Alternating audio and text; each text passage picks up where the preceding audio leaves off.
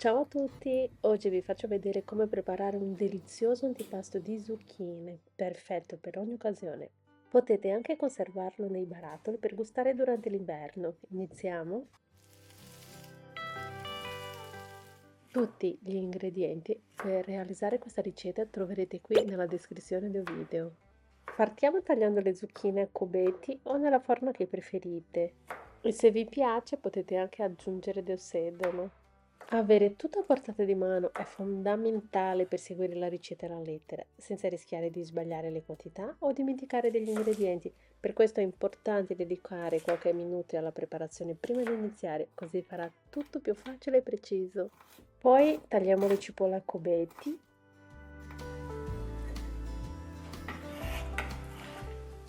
e affettiamo le olive a rondelle. Ora che abbiamo tutto pronto, passiamo alla fase successiva. In una pentola mettiamo le zucchine, la cipolla e le olive. Aggiungiamo anche il tonno sott'olio già ben scolato. Versiamo l'aceto,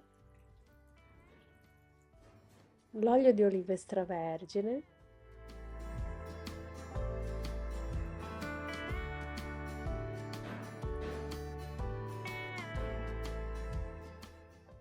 e la salsa rubra o ketchup. Io ho usato la rubra che la preferisco.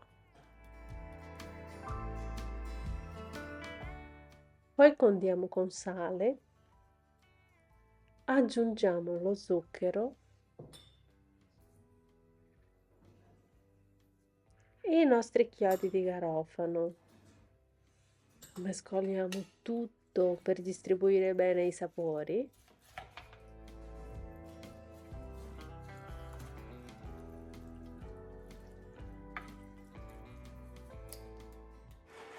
Portiamo a cuocere a fuoco medio-basso per circa 20 minuti.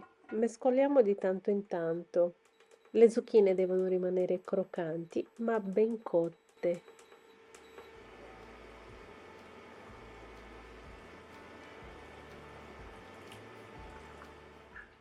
Quando l'antipasto sarà cotto al punto desiderato, al punto ideale, potete lasciare raffreddare a temperatura ambiente, servire subito come antipasto contorno o magari accompagnare con del pane croccante.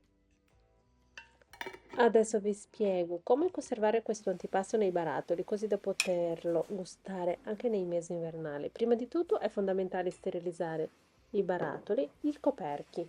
Mettiamo i barattoli in una pentola grande, coperti completamente d'acqua e facciamo bollire per almeno 10 minuti. Facciamo lo stesso con i coperchi. Quando l'antipasto è ancora caldo, riempiamo i barattoli sterilizzati, lasciando circa 1 centimetro di spazio da bordo. Assicuriamoci che le zucchine e gli ingredienti siano coperti da un liquido. Se necessario possiamo aggiungere un po' d'olio di oliva.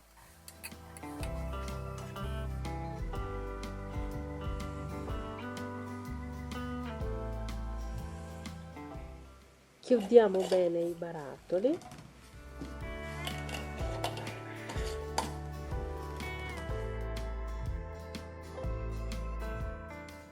e mettiamo in una pentola capiente coperta d'acqua.